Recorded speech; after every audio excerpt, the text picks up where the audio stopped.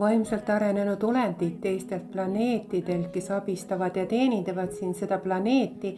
Nad on huvitatud sellest, et võimalikult palju inimesi läheks üle valguse poolele kvanttasandi ülemineku ajal. Ja nad püüavad seda aega venitada. Aga miks siis? Aga selleks, et anda teile aega ettevalmistamiseks, anda aega ümbermõtestamiseks, anda aega isegi uuesti sünniks. Seepärast täpset aega ei saa keegi öelda, sest see muutub pidevalt.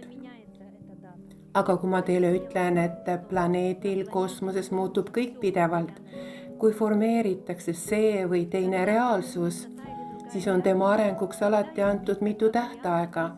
Kui inimesed sünnivad siia planeedile, siis ka neile määratakse mitu surmaaega, mil nad saavad jätta selle maailma. Teatud valiku tegemisel pikendatakse nende eluaastaid, kui pole teinud teatud valikuid. Eluaastaid ei pikendata ja peavad lahkuma sellest maailmast. Tegelikult pole võimalik täpselt öelda, millal see kvantüleminek lõpeb ja see päev saabub. Kuid ma võin öelda, just need 5 järgnevat aastat on väga rasked ajad. Tehakse väga tõsiseid katseid inimkonnaga.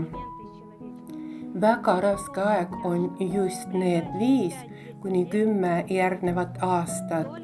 Peale seda hakkab tasapisi ja mitte kohe teadlikum elu. Seepärast käärime käised üles ja asume tööle ning ei mõtle surmale. Teeme iseendaga tööd ja me ei karda ei elu ega surma. Me töötame ja külvame headust ja rahu inimeste hingedesse ning kui palju aega on meil siin maailmas antud, see pole oluline.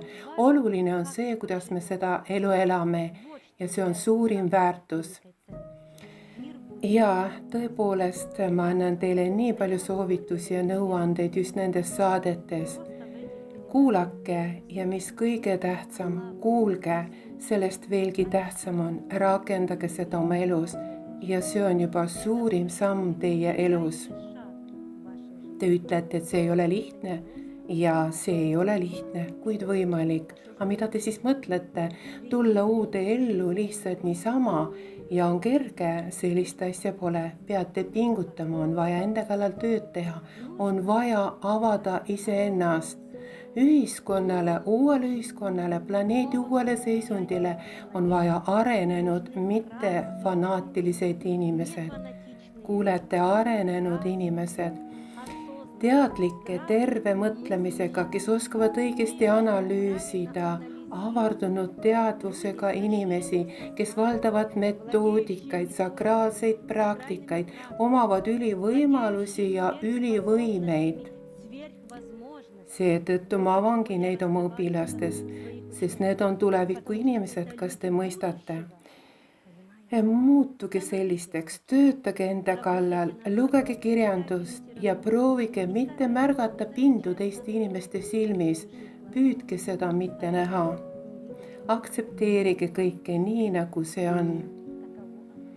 Ja veel, tuletage enda jaoks selline aktsioom. Teie elus toimub kõik nii, nagu peabki toimuma ning iga olukord õpetab teile midagi. Teil on siis kergem, kuid see ei tähenda, et homme on ka nii.